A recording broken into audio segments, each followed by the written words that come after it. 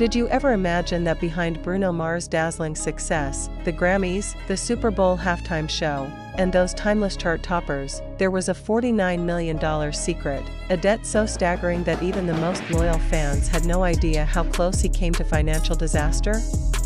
And what if I told you that it was none other than BLACKPINK's Rose, yes, Korea's golden vocalist, who played a role far beyond what anyone could have imagined, not just in music, but in pulling Bruno Mars back from the edge of collapse. You're going to want to hear this story, because it's not just about money, but about a bond, a partnership, and a series of hidden moves that the public is only now beginning to piece together. But before we dive into the web of secrets, financial entanglements, and career-reviving collaborations between Bruno Mars and Rose, make sure you hit that subscribe button and smash the notification bell. You don't want to miss the truth behind the headlines, the rumors, and the power plays happening behind the scenes of your favorite stars. Now let's rewind for a moment. Bruno Mars, one of the best-selling artists of all time, with hits like Uptown Funk and 24K Magic, seems like the last person you'd expect to struggle with a multi-million-dollar debt. But fame doesn't always equate to fortune. Reports emerged that following his meteoric rise, Bruno Mars was entangled in a series of extravagant deals, production costs, and contract obligations that drained his earnings faster than new music could hit the charts. Specifically, his 2012 contract with the production company after his breakthrough success had some buried clauses that quietly siphoned his royalties and left him on the hook for tens of millions. So how did Rose come into the picture? It wasn't overnight, and it wasn't random. Let's peel back the layers. Industry insiders say that when Bruno Mars toured Asia back in the late 2010s, he was quietly observing the K-pop phenomenon. And BLACKPINK was impossible to ignore. Their global dominance wasn't just a passing trend, it was a blueprint for cross-cultural success. But Bruno didn't just want a trendy collaboration. He wanted a genuine connection, and Rose, with her soulful voice and Western-influenced musical taste, stood out to him. They first met during a private industry event in LA, long before fans saw any public interactions. Rumor has it that Rose, always the music enthusiast, approached Bruno with admiration for his songwriting depth. What started as a casual exchange led to hours of conversations about jazz, soul, and the art of live performances, topics Rose rarely gets to explore in the manufactured world of idol pop. But the real turning point came during the pandemic. When touring stopped and revenue streams dried up, Bruno's financial pressures intensified. Behind the scenes, he was renegotiating debts, cutting deals, and strategizing his next big move to not just stay relevant, but solvent. Enter Rose again, by now an international solo star, having made waves with her debut single On the Ground. She was in the US recording new material, and word spread that she and Bruno reconnected in a low-profile studio in Malibu. What they worked on in those sessions remains tightly guarded, but leaks suggest that Rose's unique vocal layering and melodic instincts reshaped several demo tracks Bruno had been sitting on. One of these demos, according to sources close to the production, was what eventually evolved into a chart-ready hit that is yet to be announced, a track that not only promised commercial success but also was key in attracting new investors and renegotiating the terms of his debt. Now, here's where it gets even more fascinating, and this is the part that very few people know. Rose wasn't just lending her voice or songwriting ideas. Insiders reveal that she connected Bruno with Korean entertainment moguls and investment networks, specifically those tied to K-pop's massive infrastructure. These are the same networks that fund global tours, massive brand partnerships, and multi-million-dollar social media campaigns.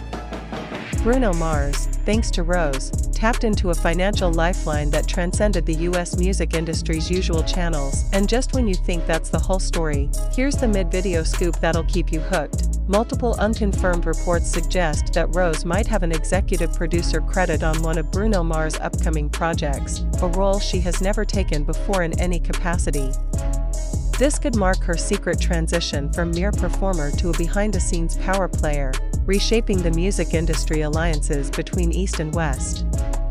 If true, this positions Rose not just as a collaborator but as a strategist helping Bruno navigate his most financially critical comeback. Let that sink in for a moment. BLACKPINK's Rose, often seen as the soft-spoken, guitar-strumming vocalist, could quietly be orchestrating one of the savviest business moves in pop music history. But why would Rose invest so deeply in Bruno's career? Sources close to her suggest it wasn't just business. Rose has always admired artistry over popularity, and Bruno's struggle resonated with her own challenges navigating the harsh expectations of K-pop stardom. There's even speculation that this bond deepened into a genuine friendship, one built on mutual respect and a shared understanding of the toll fame can take. Fast forward to recent months, Bruno Mars has been spotted in Seoul, a city he never publicly showed much interest in before. What was he doing there? Private sessions with top Korean producers, possible brand partnership negotiations, and, you guessed it, more meetings with Rose. Paparazzi even captured them leaving the same recording studio on multiple occasions, though both camps declined to comment. Meanwhile, financial analysts tracking the music industry noted that Bruno Mars' debt, which hovered at a frightening $49 million, is now almost completely cleared, thanks to a combination of lucrative contracts, projected tour revenues, and strategic partnerships. The timing? Suspiciously aligned with his re-engagement with Rose and the Korean entertainment sphere.